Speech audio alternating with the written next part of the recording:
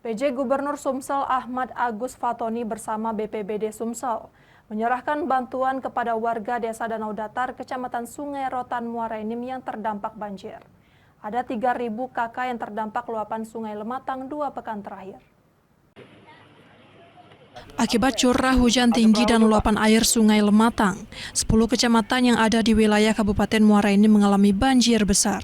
Ketinggian air mulai dari 60 cm hingga 3 meter, mampu merendam rumah yang didiami lebih dari 15.000 KK. Menanggapi musibah ini, pemerintah Provinsi Sumatera Selatan dan pemerintah Kabupaten Muara Enim serta BPBD Sumsel telah menyalurkan bantuan untuk masyarakat yang terdampak banjir berupa sembako dan obat-obatan. PJ Gubernur Sumsel Ahmad Agus Fatoni mengatakan, Pemprov dan Pemkab telah menyalurkan bantuan berupa kebutuhan pokok warga dan obat-obatan. Pemerintah juga menyalurkan bantuan berupa pakaian, tim medis, tim rescue, dan perahu karet.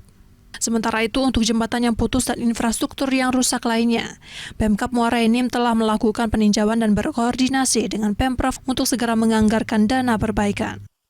Melakukan pendataan, kemudian juga memberikan bantuan dan juga memberikan pertolongan. Jadi baik untuk peralatan, makanan, pakaian, kemudian tenaga medis, tenaga healing seperti yang kita lihat hari ini, dan juga bantuan yang lain kita kerahkan bersama-sama. Iya, berganggu, nak cari susah.